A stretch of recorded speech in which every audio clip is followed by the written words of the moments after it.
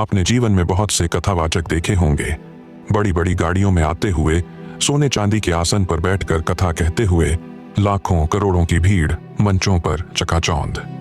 पर आज मैं आपको एक ऐसे संत की कहानी सुनाने जा रहा हूं जिसे सुनकर शायद आपके रोंगटे खड़े हो जाएं, क्योंकि ऐसे लोग सदियों में एक बार जन्म लेते हैं।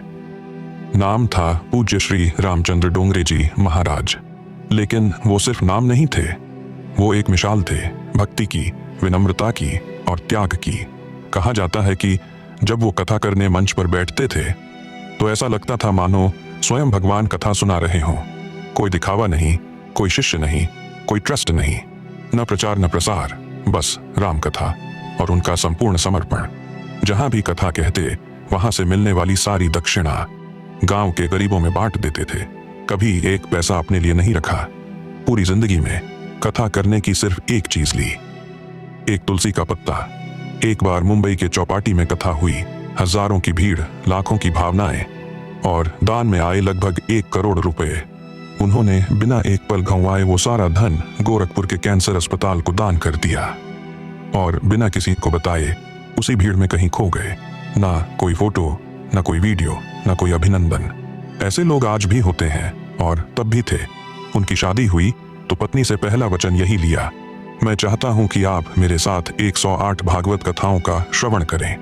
उसके बाद यदि आपकी इच्छा हो तभी हम गृहस्थ जीवन अपनाएंगे। और पत्नी ने बिना कोई प्रश्न किए उनके साथ 7 वर्षों तक कथा स्थलों की यात्रा की। जहां भी वो जाते पत्नी साथ होती। 108वीं कथा पूर्ण हुई। डोंगरे जी ने मुस्कुराकर कहा, अब हम गृहस्थ जीवन में प्रवेश कर सकते हैं। पर उस क्षण पत्नी की आंखों में कुछ और ही भाव थे। उन्होंने सिर झुकाकर कहा, आपके मुख से 108 बार श्री कृष्ण की कथा सुनने के बाद अब मेरे हृदय में केवल एक ही संतान बसती है, गोपाल। अब हमें किसी और संतान की आवश्यकता नहीं। वो दोनों जीवन भर एक दूसरे के साथ रहे, लेकिन संतान नहीं पैदा की, क्योंकि उन्होंने श्री कृष्ण को ही अपना पुत्र मान लिया था। लेकिन कहानी यहीं खत्म नहीं होती। एक बार डोंगरे जी किसी दूर शहर में कथा करने गए हुए थे। 5 दिन बाद उन्हें सूचना मिली, उनकी पत्नी अब इस दुनिया में नहीं रही। जब वे अस्थियां विसर्जित करने आए तो साथ थे मुंबई के जाने माने सेठ रतिभाई पटेल। और आज भी उनकी आंखें भर आती हैं जब वो बताते हैं, जिस महापुरुष के एक संकेत पर लोग प्राण तक देने को तैयार रहते थे, उसके पास अपनी पत्नी की अस्थियां गंगा में प्रवाहित करने के लिए भी पैसे नहीं थे। कोई सोच सकता है कि ऐसा भी कोई संत हो सकता है जिसने अपने जीवन का हर पल ईश्वर को समर्पित किया, जिसने धन, यश, प्रतिष्ठा सब कुछ ठुकरा दिया और अंत में खुद की अंतिम जरूरतों तक के लिए किसी से कुछ नहीं मांगा। आज हम सब डिजिटल युग में रहते हैं जहां धर्म भी एक आयोजन बन गया है।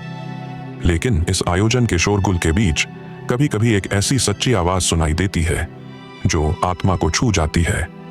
आज अगर आप इस आवाज को महसूस कर पा रहे हैं तो इसे वहीं मत रोकिए, इस संदेश को आगे पहुंचाइए, क्योंकि आज भी हमारे भारत में ऐसे संत हुए हैं जिनके बारे में लोग जानते नहीं, पर अगर जान लें तो शायद हमारी श्रद्धा की परिभाषा ही बदल जाए।